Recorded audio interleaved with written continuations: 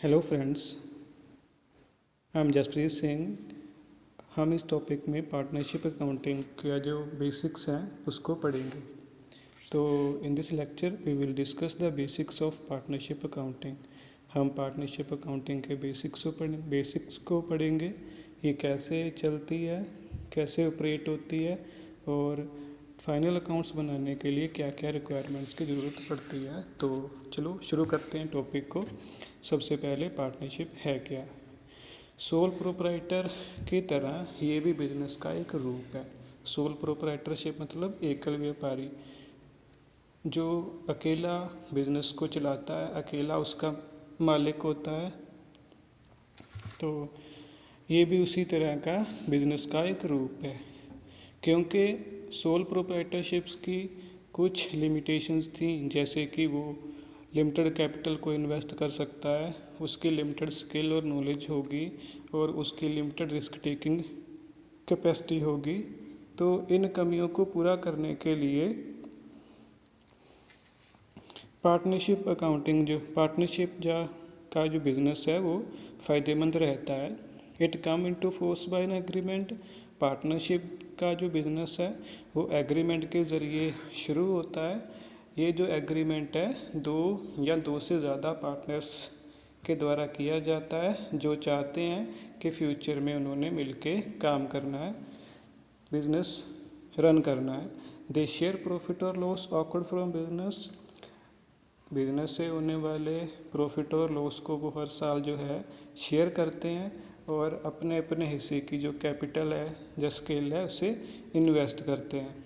They are jointly liable for all the liabilities of the partnership. वो partnership की सभी तरह की देनदारियों के लिए जिम्मेदार होते हैं। मतलब सोल प्रोप्राइटर की तरह इनकी भी अनलिमिटेड लायबिलिटी है। जब तक पार्टनरशिप के कर्जे जो है वो रीपे नहीं होते तब तक इनकी जिम्मेदारी रहेगी। तो पार्टनरशिप का जो बिजनेस है इंडियन पार्टनरशिप एक्ट 1932 के अंडर रेगुलेट होता है। फीचर्स: देयर शुड बी 2 और मोर पर्सन्स। इसमें 2 या 2 से ज़्यादा पर्सन्स इन्वॉल्व होने चाहिए, but maximum number of partners 20 से ज़्यादा ना हो। और अगर बैंकिंग कंपनी है तो मैक्सिमम पार्टनर्स जो हैं वो 10 से ज़्यादा ना हो। अगर ऐसा होता है तो पार्टनरशिप इलीगल कही जाती है। दूसरा, हर एक पार्टनर पार्टनरशिप फर्म की एसेट्स और लायबिलिटी का को ओनर होता है। पार्टनर एक एजेंट की तरह काम करता है, जो पार्टनरशिप फर्म के नाम पे बिजनेस ट्रांजैक्शंस कर सकता है। Liability of each partner is unlimited. Sole proprietor की तरह हर एक पार्टनर की जो लायबिलिटी है वो अनलिमिटेड है। If the assets and liability of partnership are not sufficient, then creditors may take action against the personal asset of partners. अगर partnership की जो एसेट्स हैं वो नाकाफ़ी रहें तो क्रेडिटर्स जो हैं वो पार्टनर के पर्सनल एसेट्स को भी इन्वॉल्व करवा सकते हैं। Partnership and partners are not separate legal entities. और कंपनीज़ की तरह पार्टनरशिप फर्म और पार्टनर्स दोनों सेपरेट लीगल एंटिटीज़ नहीं हैं, वो एक ही हैं। नेक्स्ट है पार्टनरशिप डीड। जैसा कि मैंने आपको पहले ही बताया, पार्टनरशिप का जो बिजनेस है बाय एग्रीमेंट वो शुरू होता है। तो पार्टनरशिप का डीड वो एग्रीमेंट है जो बताती है कि पार्टनरशिप की क्या टर्म्स और कंडीशंस होंगी। अंडर लॉ ये कंपल्सरी तो नहीं है, बट अगर ये बनाया जाता है तो बहुत सारे जो है फ़ायदे मिलते हैं। तो पार्टनरशिप डीड में क्या क्या इन्फॉर्मेशन होती है, जैसे कि नाम, पार्टनर्स के नाम और फर्म का नाम, बिजनेस कब शुरू हुआ और कितने समय के लिए है, हर एक पार्टनर ने कितनी कैपिटल को कंट्रीब्यूट करना है, वो मैक्सिमम कितनी ड्राइंग्स को जो है निकलवा सकते हैं, उनके कैपिटल या लोन या ड्राइंग्स के ऊपर कितना जो है इंटरेस्ट चार्ज किया जाएगा या फिर अलाउ किया जाएगा, उनकी प्रॉफिट शेयरिंग रेशियो क्या होगी, whether the partner will allow to draw in salary. क्या कोई पार्टनर जो वर्किंग पार्टनर है, जो काम करता है, उसे सैलरी लेने का हक होगा या नहीं होगा। गुडविल की वैल्यूएशन कैसे करनी है जब कोई नया पार्टनर शामिल होता है या रिटायरमेंट होती है, तो रिटायरमेंट का प्रोसीजर क्या होगा और उनके जो है सेटलमेंट कैसे करनी है। सो नेक्स्ट है rules in absence of partnership deed. अगर पार्टनरशिप डीड ना हो तो क्या क्या रूल्स हैं। No partner has right to draw in salary. कोई भी वर्किंग पार्टनर फर्म से कोई भी सैलरी नहीं ले सकता। ना ही कैपिटल के ऊपर उन्हें कोई इंटरेस्ट अलाउ किया जाएगा, ना ही ड्राइंग्स के ऊपर कोई इंटरेस्ट चार्ज किया जाएगा। जो पार्टनर्स ने फर्म को लोन दिया है उस पे उनको 6% पर एनम की दर से इंटरेस्ट मिलेगा। Profits and losses are to be shared equally, और प्रॉफिट और लॉसेस को इक्वली शेयर किया जाएगा। नेक्स्ट है बुक्स ऑफ अकाउंट।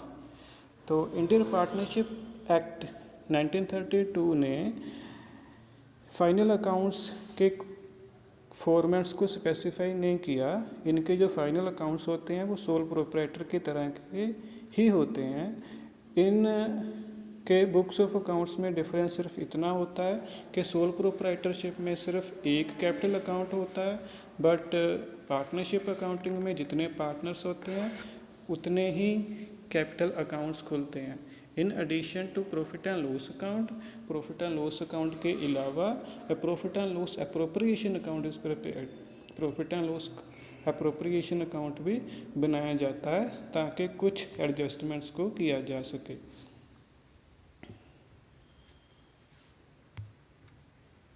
नेक्स्ट है what is fixed and floating capital. Fixed capital क्या है और फ्लोटिंग कैपिटल क्या है। तो फिक्स्ड कैपिटल के केस में ऐसा होता है कि जो शुरू में उन्होंने कैपिटल को कंट्रीब्यूट किया वो साल दर साल चेंज नहीं होगी। मतलब साल के एंड में ना ही कैपिटल अकाउंट में कोई उनका प्रॉफिट का हिस्सा क्रेडिट किया जाएगा, ना ही उन्हें जो इंटरेस्ट मिलेगा कैपिटल के ऊपर उसे क्रेडिट किया जाएगा, और ना ही जो उन्होंने साल के दौरान ड्राइंग्स को निकाला ना ही उसे डेबिट किया जाएगा। मतलब जो कैपिटल अकाउंट है वो उतना ही रहेगा, उसमें कोई भी एंट्री नहीं की जाएगी। तो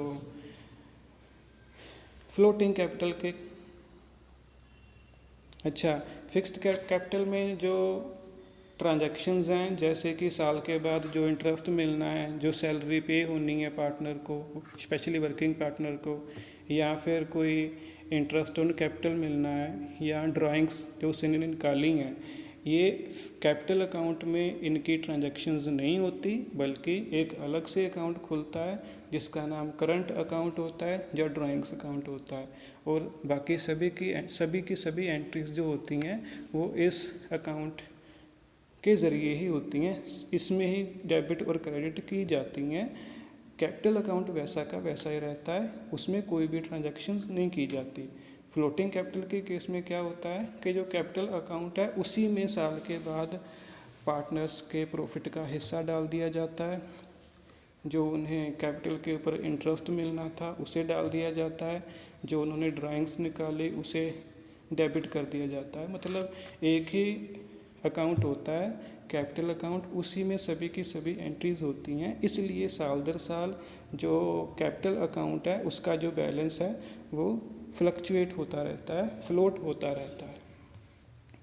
नेक्स्ट है profit and loss appropriation account.